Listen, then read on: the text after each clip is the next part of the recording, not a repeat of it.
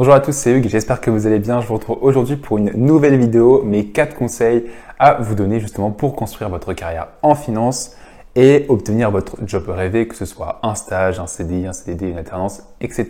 Et vous êtes sûrement en train de vous demander qui est ce gars-là avec un t-shirt rouge, qui va me donner conseil justement pour pouvoir construire en quelque sorte ma carrière.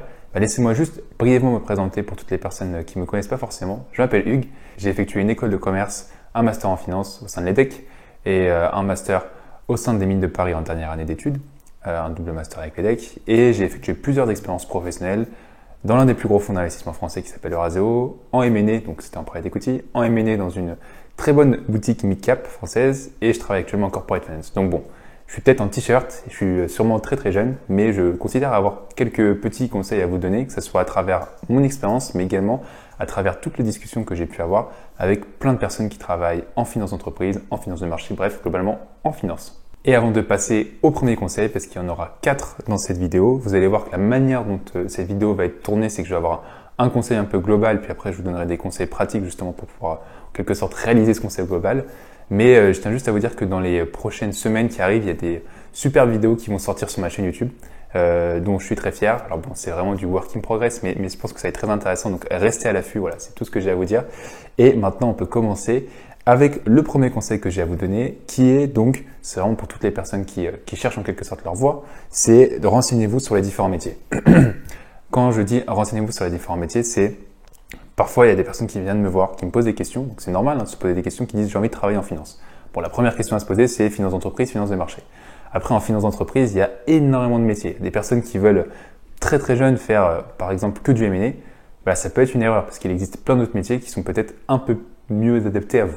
Donc, premier conseil, c'est renseignez-vous sur les différents métiers. Maintenant, comment est-ce que vous pouvez vous renseigner? Mon conseil, c'est que vous allez devoir utiliser tous les canaux qui sont à votre disposition et je pense qu'on est une génération qui est très chanceuse parce que justement, on a énormément de ressources à notre disposition pour justement trouver sa voie en quelque sorte. Donc, c'est pas facile, mais on a pas mal d'outils à notre disposition. Le premier outil, c'est tout simplement YouTube. Mon conseil, c'est essayer de fouiller un petit peu sur YouTube. Donc, j'ai fait quelques vidéos sur différents métiers de la finance. Moi, je suis spécialisé en finance d'entreprise. Il y a également Joe Caris, que vous connaissez sûrement, qui a effectué pas mal de vidéos sur plein de métiers de la finance avec des interviews longues où justement vous allez vraiment avoir un aspect très exhaustif, une idée très exhaustive de la vie d'un banquier d'affaires par exemple, d'un trader, etc. Donc je vous invite à aller regarder toutes ces vidéos-là. Deuxième canal, c'est Google, classique. Allez sur Internet, regardez les différents blogs et renseignez-vous. Troisième canal, c'est le fait de bénéficier de votre réseau. Alors je sais que quand on est très jeune, c'est compliqué de développer son réseau, mais je vous assure que ce soit des amis de vos parents, des amis de vos grands-parents, de vos oncles, etc., il y a forcément un ami d'un ami d'un ami qui travaille dans un des métiers qui peut vous intéresser. Je vous donne mon exemple. Quand j'étais au lycée, au début je voulais être trader, parce que voilà, je pense que j'ai dû voir des films, etc. Enfin bref, je me faisais une idée du trader comme un super métier.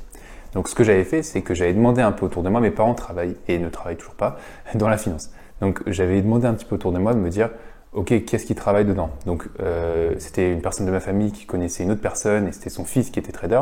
Bref, j'avais réussi justement à obtenir un entretien avec un trader où il m'a parlé de son métier et je me suis rendu compte que c'était un métier qui était très intéressant mais qui n'était pas forcément l'image que je me faisais. Et donc au fur et à mesure, j'ai essayé de rencontrer un maximum de personnes et j'ai essayé de me faire un peu une opinion sur un métier, sur plutôt un pool de métiers qui m'intéressait. Donc voilà, dès votre plus jeune âge, entre guillemets, même si vous êtes déjà en 3e année d'études, c'est pas très grave, vous pouvez toujours faire ce genre de rencontres. Donc premier conseil. Et le troisième canal, c'est les rencontres physiques à travers votre réseau ou le réseau d'autres personnes. Et le 4e canal, l'un des plus puissants et les plus importants, je pense que c'est LinkedIn. J'en ai beaucoup parlé dans mes vidéos, mais essayez de contacter pas mal de personnes. Et je pense que, surtout si vous êtes vraiment à un stade de première année d'études, les personnes que vous allez contacter, si vous contactez les banquiers d'affaires, sont des personnes qui sont très demandées. Donc ça va être compliqué d'avoir, c'est pas impossible, mais ça va être compliqué vraiment de trouver une personne qui va prendre beaucoup de temps à vous accorder. Mais je pense que plus vous faites ça tôt, plus déjà vous avez de la chance, vous aurez de chance de trouver une personne qui voudra bien vous accorder du temps. Et plus aussi la personne voudra vous accorder du temps. Parce que le profil type des personnes qui demandent un entretien téléphonique de 15 minutes à un banquier d'affaires, ce sont des personnes qui cherchent un stage de césure. Alors que là, si vous êtes en première année d'études, vous allez peut-être pouvoir toucher un peu la corde sensible en fait de la personne que vous avez contactée pour lui dire, bah voilà, moi je suis un peu perdu, mais par contre j'ai entendu parler de ce métier et j'aimerais bien savoir un peu plus. Bref. Donc voilà, ça c'est mon premier conseil un peu global, c'est renseignez-vous sur les différents métiers et c'est pas grave si vous ne savez pas ce que vous voulez faire en troisième année, mais c'est le moment justement de rencontrer des personnes.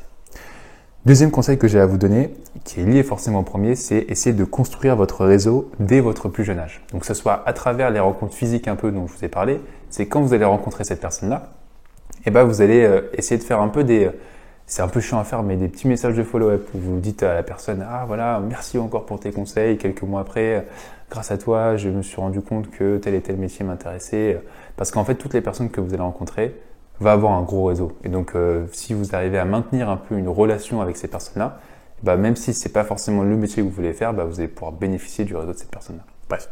Donc, essayez de construire votre réseau dès votre plus jeune âge, que ce soit en physique ou également en utilisant LinkedIn. Le troisième conseil que j'ai à vous donner, c'est tout en effectuant ça, donc renseignez-vous sur les différents métiers, se renseigner sur les différents métiers et construire votre réseau, c'est de développer en fait des compétences qui vont vous être utiles pour globalement tous les métiers que vous allez pouvoir faire plus tard. Donc je m'explique. Quand on dit qu'on veut travailler dans la finance, en fait je pense que 90% ou 99% des gens qui travaillent dans la finance doivent ne pas être trop mauvais en maths. Ces personnes-là doivent pouvoir maîtriser certains outils comme Excel, PowerPoint assez bien. Donc c'est pas mal si justement vous êtes un petit peu habile sur ces outils-là. Ils doivent développer des compétences comme du sens de l'organisation, de la rigueur, du sens du relationnel, c'est très important. Donc bref, c'est essayer en fait de développer tout un tas de compétences que vous allez pouvoir utiliser dès les premiers jours de la première expérience que vous allez effectuer dans n'importe quel stage en finance par exemple, si on parle de stage. Et au-delà de ça, donc de développer des compétences qui vont vous être utiles et qui vont vous permettre de faire la différence lors des expériences que vous allez effectuer, c'est également de commencer à construire en fait votre profil, de construire un peu votre histoire que vous allez présenter lors de vos entretiens. Donc c'est de se dire, ok, je suis peut-être en première année d'études, mais c'est pas grave, je suis intéressé par la corporate finance, ce qui est un peu mon domaine de prédilection. Donc je vais m'inscrire dans l'association de finance de mon école. Je vais essayer de participer à des, je sais pas, souvent il y a des valorisations qui sont effectuées par ça. Je vais essayer de faire une valorisation d'une boîte, etc., etc. Donc de construire en fait votre CV. En même temps, vous allez gagner des compétences et vous allez gagner un petit peu en ligne sur le CV qui sont très très importantes, surtout quand on n'a pas d'expérience significative en finance. Donc ça c'est très important. Et je tiens juste aussi à dire que c'est pas mal de maîtriser plein de sujets différents et plein de compétences techniques financières différentes avant de vraiment postuler. Parce que vous allez partir avec un avantage avec les personnes qui vont justement postuler à différentes offres. Et parce que quand vous allez réseauter, pour peu qu'on vous demande un peu, ouais, tu sais ce que c'est qu'un infomémo? Ah oui, en valo, peut-être que les gens vont pouvoir vous tester un petit peu pour voir si vous voulez vraiment travailler, si vous êtes vraiment intéressé sur les métiers tels que le M&A, le private equity. Là, c'est pas mal d'avoir un certain bagage technique. Et pour ça, donc encore une fois, sur Internet, il y a pas mal de ressources gratuites. Et puis il y a également des formations. Par exemple, il y a ma formation technique pour les entretiens en finance. Donc le nom pourrait croire que c'est que pour les personnes qui veulent travailler et c'est que pour les personnes qui ont des process en finance, mais ça peut être aussi pour des personnes qui veulent tout simplement développer des connaissances techniques. Parce que là, je couvre vraiment globalement les principaux thèmes, je dirais même les thèmes les plus complexes de la corporate finance. Donc voilà, ça c'est le troisième point, développer des compétences techniques. Et pour parler de ma formation, vous trouverez tout ça en description de cette vidéo. Et le quatrième point, donc, qui est lié, j'en ai déjà parlé, c'est essayer de développer votre CV. Et là, en fait, ça, c'est un point où j'ai pas envie de vous mettre la pression, parce qu'en fait, j'ai fait une petite conférence au sein de l'Université catholique de Lille, donc l'université dans laquelle j'ai effectué mon master en droit. Et il y a une personne qui m'a posé une question qui était en première année, qui m'a dit, voilà, si j'arrive pas à trouver un stage en finance en première année, en deuxième année, en troisième année, est-ce que c'est problématique? Et je lui ai dit non. En fait, c'est pas une fin en soi de ne pas trouver un stage en M&A en première ou en deuxième année. C'est presque impossible si on n'a pas de réseau. Je vais donner mon exemple. Je lui ai dit, écoute, en première année, j'étais assistant coach sportif dans une salle de sport à Casablanca. En deuxième année, j'ai vendu du thé dans un cosmétier à la Défense. Et en troisième année, j'ai justement et encore, c'était pas 100% de la finance. C'était un peu de la compliance, un peu de l'audit interne, enfin bref. Mais j'ai quand même réussi à trouver un stage en finance. Et donc, mon conseil, c'est le suivant, c'est essayer de tirer. L'objectif, c'est de montrer que vous êtes quelqu'un de rigoureux, que vous avez un certain sens du travail. Et donc, c'est d'effectuer des expériences professionnelles, en fait, tout au long de vos parcours. Même si elles ne sont pas spécialisées en finance, vous allez forcément partir en fait avec un avantage par rapport à toutes les personnes qui n'auront juste tout simplement pas effectué de stage tout court. Donc là, en fait, pour les deux expériences, je n'ai pu tirer énormément de compétences et des lignes sur le CV concernant le sens de la responsabilité, l'organisation, le sens du relationnel, la rigueur, etc., etc.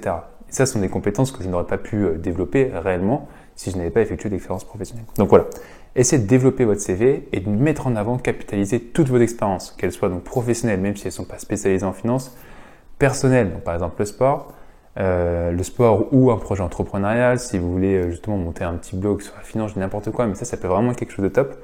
Et qu'elle soit scolaire, que ce soit un projet que vous ayez fait en cours ou une expérience associative. Voilà, j'espère que cette vidéo vous aura plu. J'ai essayé d'être le plus rapide possible sans non plus trop vous endormir, mais je pense que ce sont des conseils en fait que j'aurais beaucoup aimé avoir si j'avais commencé mes études. Alors, ne prenez pas une grosse pression, disons, si vous êtes en 3e, 4e année d'études et que vous n'avez pas vraiment on va dire, suivi ces différentes étapes-là. C'est pas une fin en soi, hein. Moi, je me suis rendu compte que le mieux m'intéressait quand je suis rentré à l'EDEC, donc en M1.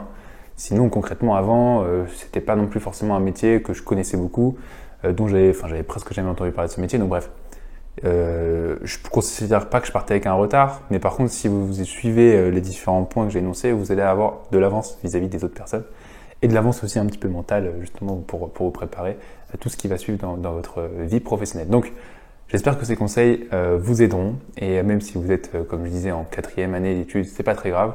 Vous allez toujours pouvoir pas rattraper votre retard, mais plutôt pouvoir suivre ces conseils-là pour faire en sorte que vous trouviez un métier qui vous intéresse. Si cette vidéo vous a plu, n'hésitez pas à liker cette vidéo, à vous abonner à ma chaîne YouTube, à mettre un commentaire. Je vous dis à très vite pour de nouvelles vidéos. C'était Hugues, à la prochaine.